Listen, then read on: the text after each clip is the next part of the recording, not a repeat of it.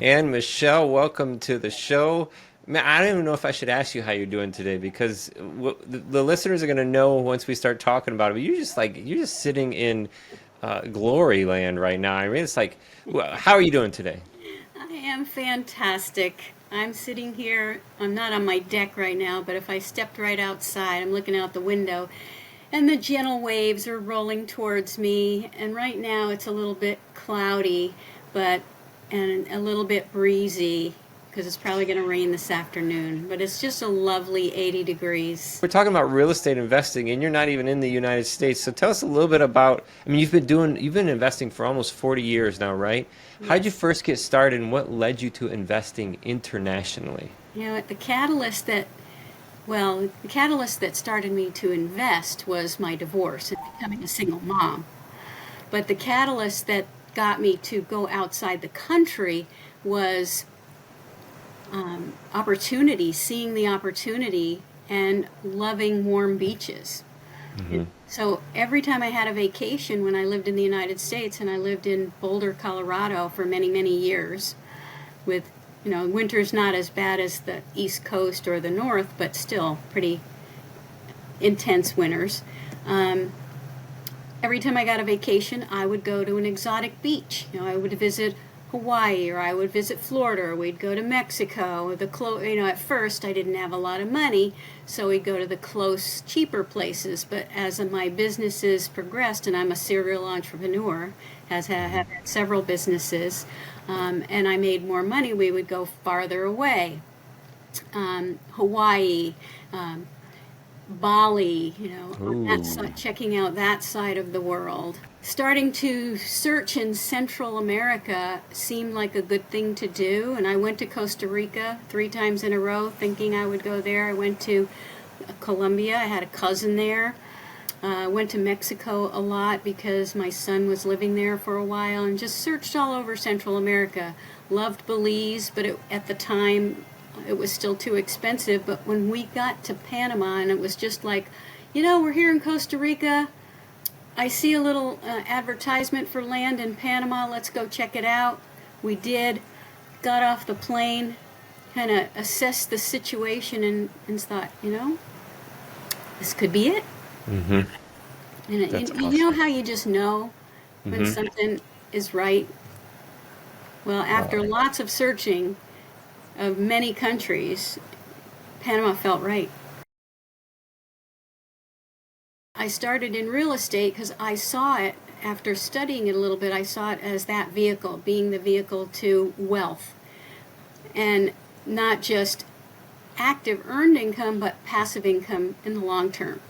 So I took some classes at the time, and I learned how to invest in my first real estate deal, and that was in Boulder, Colorado. And I can go into that story if you like, but it rolled into gaining enough equity to buy something somewhere else, and then it dovetailed with my travels of being in Panama and then having enough cash and equity that I had gotten from my other endeavors to invest in Panama.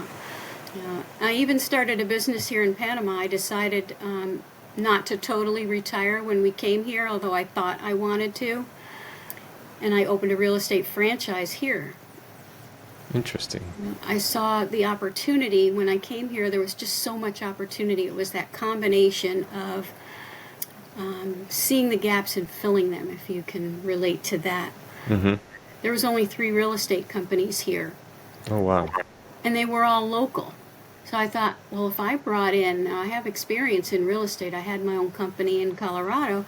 If I um, were to open a franchise here, I could kill it because I would have the global exposure, and that's exactly Hmm. what happened. I started that business, owned and operated it for 10 years, and then sold it about 3.5 years ago to a younger couple who's going to take it to the next level. Key benefits in investing internationally is diversification. And I wrote a paper on 7 ways to know if you're not diversified enough. And we won't have time to go into that here, but diversification is one of the key benefits. Also, investing in outside your country provides tax benefits, another layer of tax benefits, particularly in Panama. And again, we don't have time to go into the specifics, but I can let people know that if they want to talk to me separately. And specifically Panama, some of the benefits are an easy, if you want to visit your investment, it's tax deductible.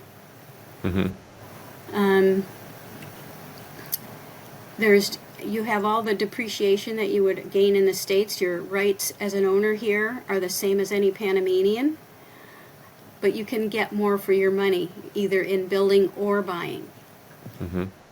So those are some of the main things. What would you say some of the challenges are of investing internationally? Well, some of the challenges would be you have to know your market anywhere. And that's where the feet on the ground here, of me being here 25 years, I know this market, and I've mitigated that challenge. And also, the challenge of getting materials here sometimes, because we have to have everything shipped. We're a group of islands, and everything has to be trucked to the mainland and then brought by a big ferry to the island. So sometimes supply chain things are delayed. What else is a challenge? I think there's some misconceptions about investing outside the United States, that it's not as safe, so that might feel like a challenge. However, especially Panama is one of the safest Latin American countries that there is, and people should know that it's okay to invest outside the borders and feel safe about it. For me, in my belief system, I think that everything is energy, and that it's 80% mindset and 20% strategy. Wow. So as long as you've got your strategies down and you've mastered your mind with mindset, and it's more than just positive thinking, it's your belief systems, starting from the knowing what you believe. If you think money is hard to earn, money's going to be hard to earn for you. If you think that there is such a thing as a passive investment and you can enjoy it safely, you will be able to do that. And I've spent many years training my belief systems, of anything that was negative to positive, saying, I can move to another country and be successful here, and I did. So it's about, like I said, the inner work, creating the mindset, and then doing the strategy, and you will be successful. What are the top habits or patterns you see among those who succeed in real estate? Well, I think that they have mastered their emotions and their mind, so that those things are working for them. They're not controlling the other way around. They also have a morning routine, where they take time for themselves every morning to self-care, meditate if that's your thing, definitely exercise. If you don't take care of your temple and exercise and eat well, you're not going to be able to be vital enough to do anything else, right? Health is everything, and as physicians know. So taking care of yourself first thing in the morning, and then setting your schedule of how it works for you. For me, I'm a morning person. I try to get everything vital done in the first few hours in the morning after taking care of my self-care. And then the stuff in the afternoon, the easier stuff, I leave for the afternoon after taking a nice break between the two.